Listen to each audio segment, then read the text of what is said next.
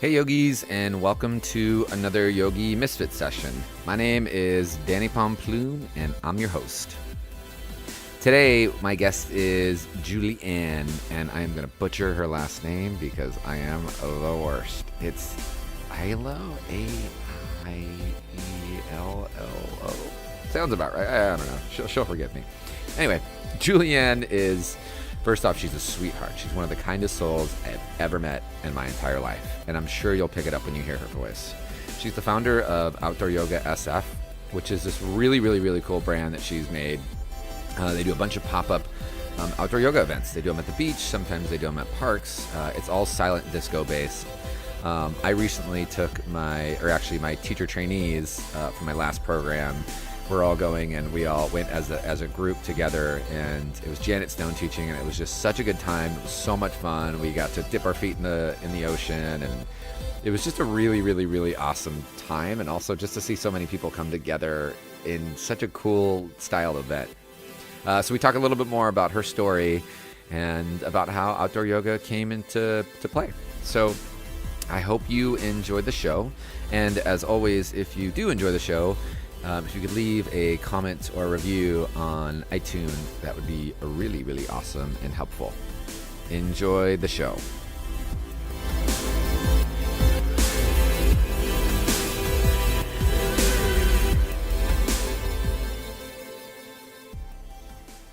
Jules, what's up?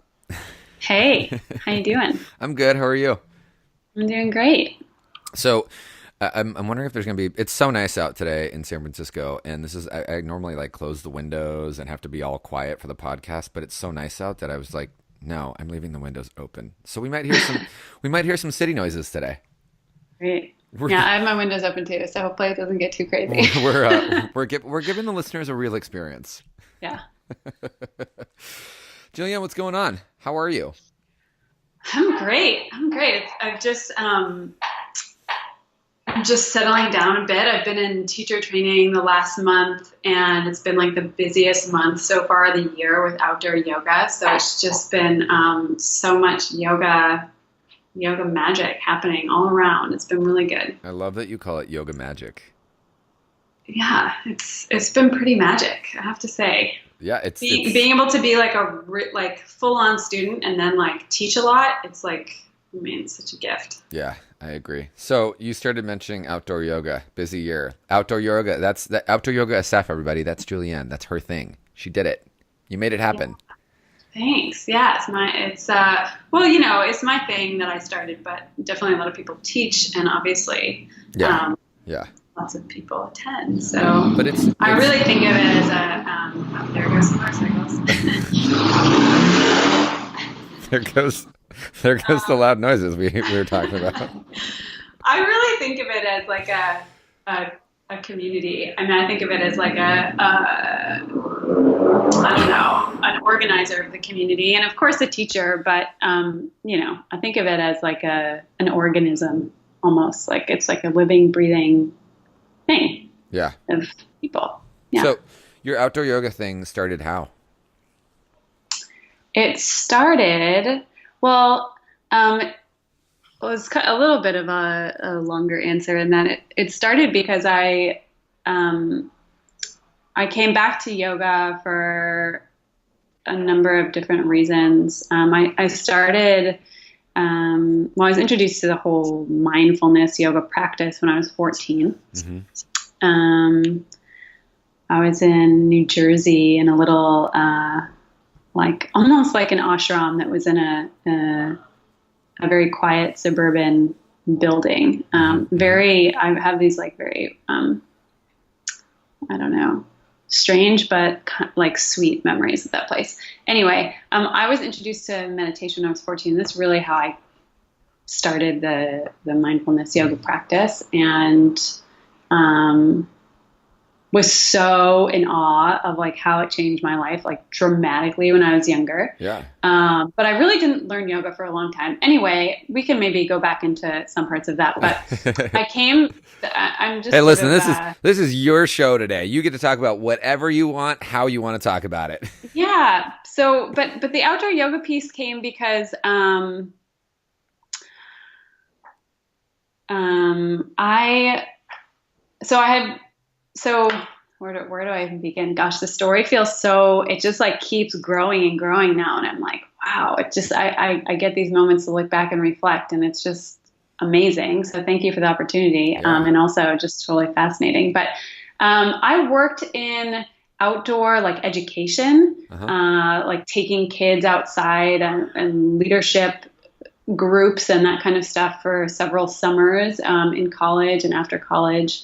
Um, and I was a teacher and tutor for many years. So I'd always worked kind of like in a teaching role. I worked a lot outside. I taught skiing to people with disabilities in Colorado. So I'd really had this like outdoor and kind of teacher experience, but not so much with yoga. I was really a student of yoga. And I don't know, I just never really saw myself being a yoga teacher. I didn't, for a number of reasons. Sure. I didn't feel like now you practice yoga and you realize like everyone is the same, like a different expression of this, like, God or universal light, awareness, whatever you call it. But then I was like, I don't see myself in yoga teachers. And I don't see, and it just never occurred to me. Anyway, I came back and forth as a student.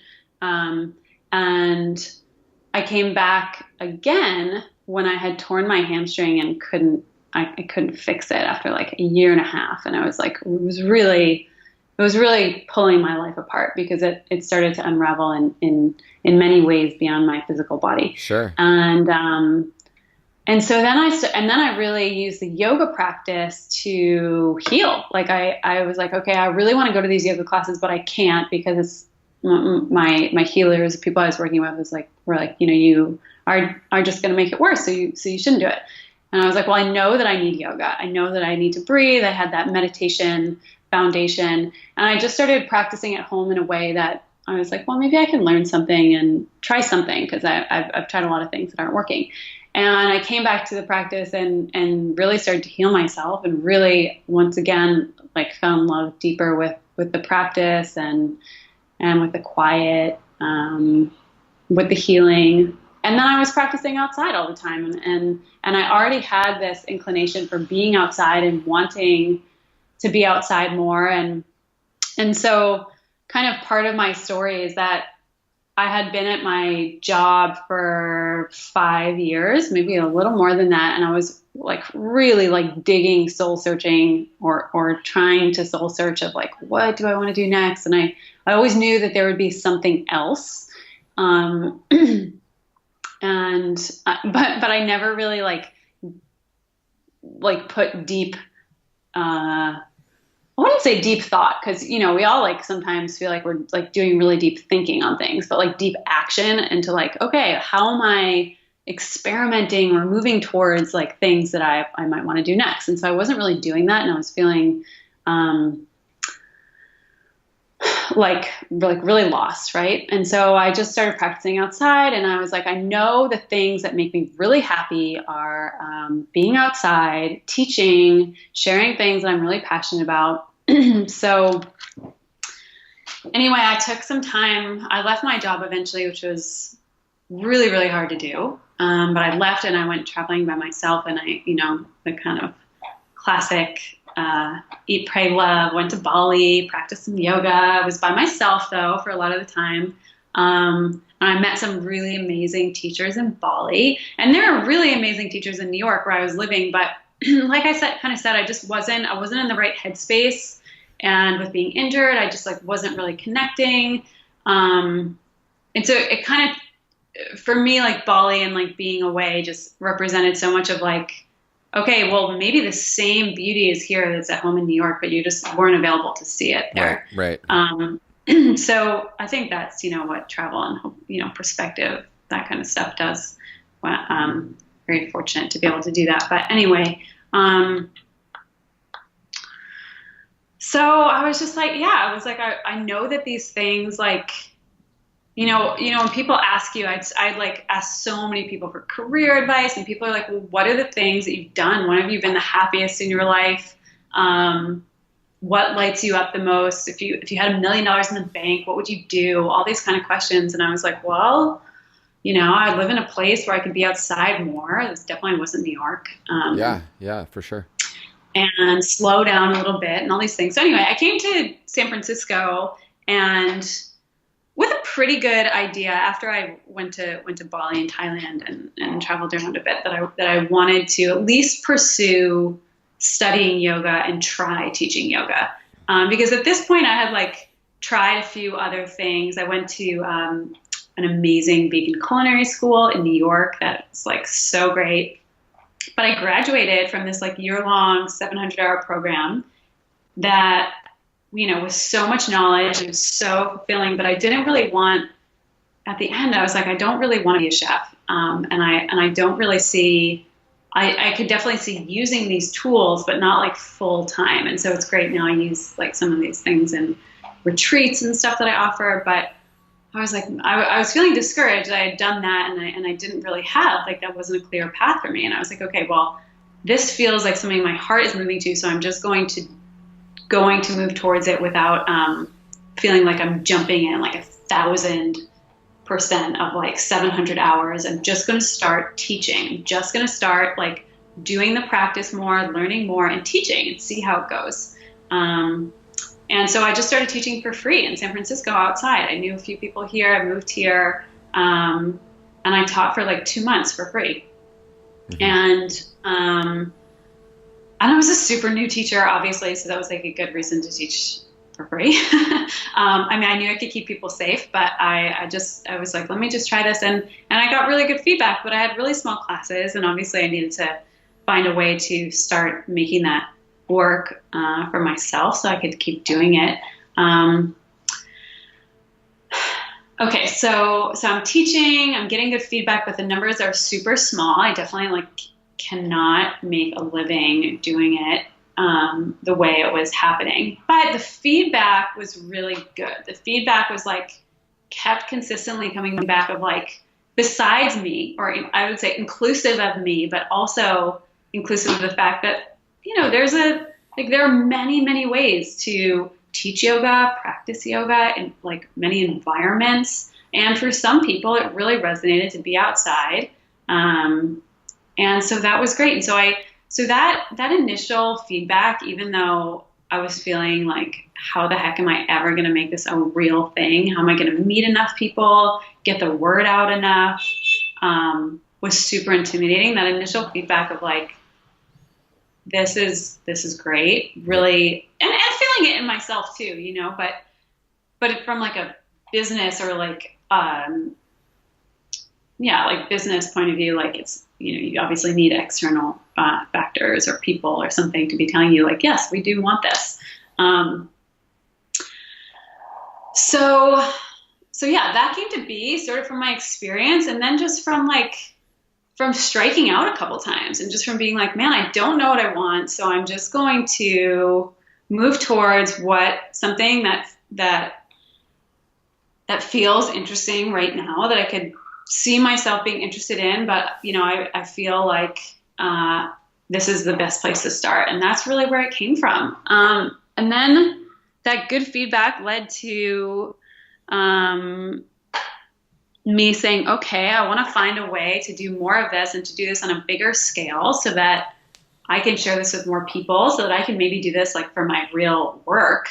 And then I had never really taught more than 15, 20 people. And so the idea of expanding to teach more people was totally intimidating. I was I definitely cannot do that. And so it took about 6 months of me teaching to be oh, okay, maybe I can teach more people. So I moved here and started teaching in August 2015. And then so in about February, I was okay, well, this is, if I want to do this, I have two choices. Well, I have two choices. If I want to do this, I need to go big and start to just believe in myself and know that I'm studying, I'm working hard, and I can offer something great to people, or I need to just pick another route, teach more privates, do something else. And I was okay, I feel committed to this. I want to try it.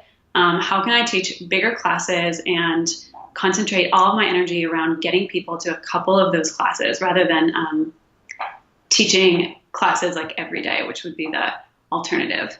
But I actually found it easier to build around one or two big classes, like a week or a month, just in terms of actually getting people there, making something special. And so that's where I started. And then I was like, okay, well, how am I going to do this? And the options are, I was working with the National Park Service, and they were like, no amplified sound allowed, so you can't bring speakers down to the beach or the parks or whatever.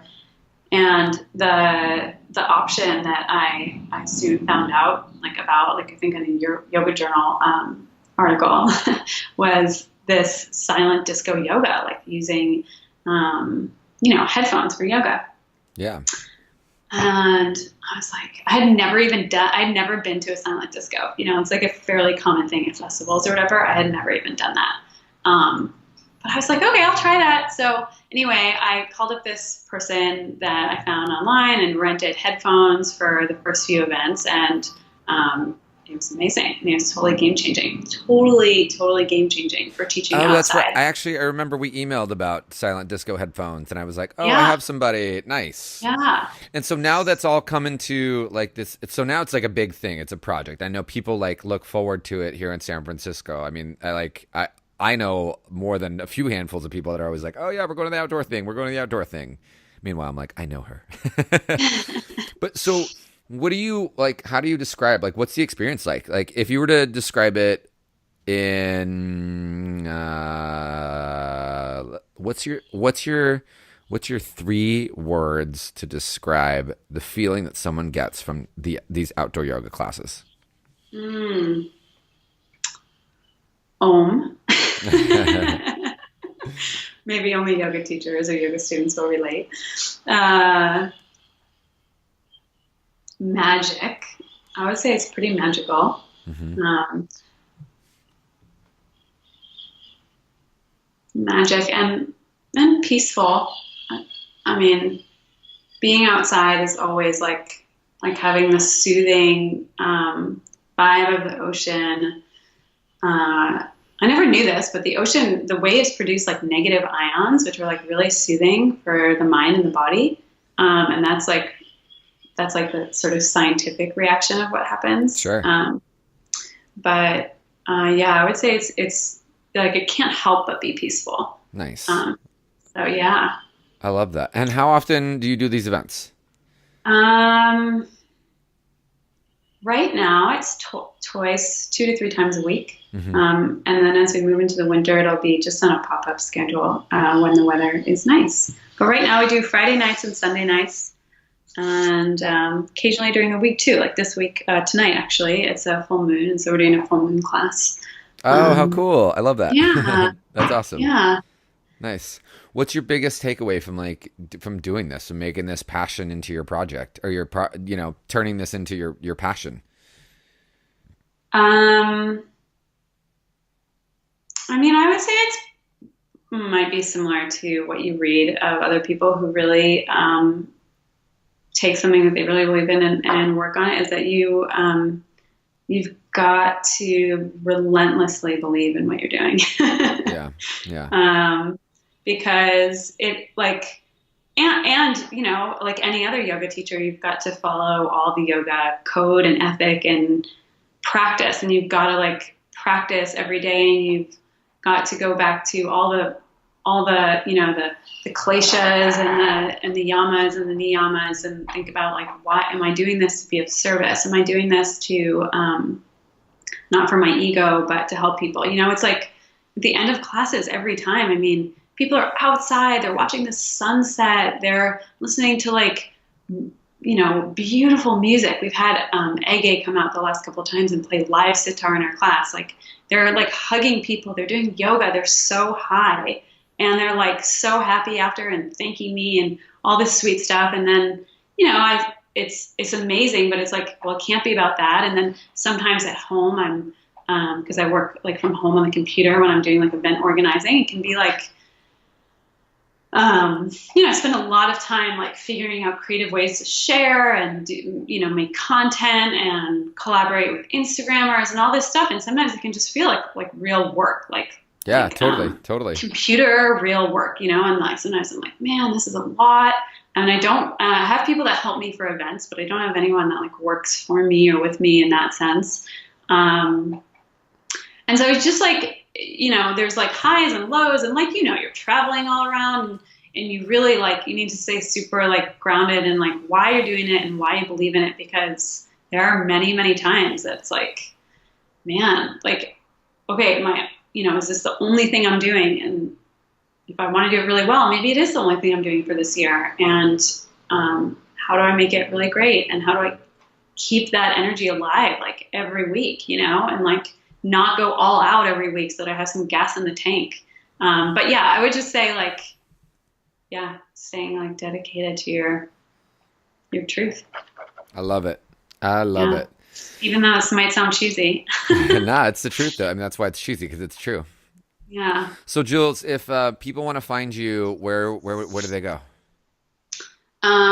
Well, outdooryogasf.com is my website. Okay. And my personal website is julianne.yoga. Okay. And I have a retreat coming up in Kauai in February. Cool. And and hopefully some more studio teaching this winter. So awesome. Yeah. I'll make sure I put all the links in the show notes. It was so good to have you on the show today. It's so good to get to catch up with you. This is for those that are listening. This is our round 2 because the audio file for the last one went, so we had to redo it. Yeah. But we got another opportunity. Well, Danny, to are we chat. going to get you back out to outdoor yoga? Yeah, I mean, I'm down when I don't have a million other things going on. Okay, well, that is never going to happen. Exactly. Because you always have a million things going on. So. Maybe I'll come teach at outdoor yoga. Okay, we're down. Magic is happening right now, yogis. Listen up, everybody. It's going down. Okay, well, I'm going to send you dates, and you're going to have to commit to one. Perfect. I would totally love to do that. I would be honored to do that, actually. All right, let's make it happen. All right, guys. Until the next Yogi Misfit session, this is Danny and Julianne saying peace out. Peace out. Thanks, Danny. Yeah, thank you. So good chatting with you.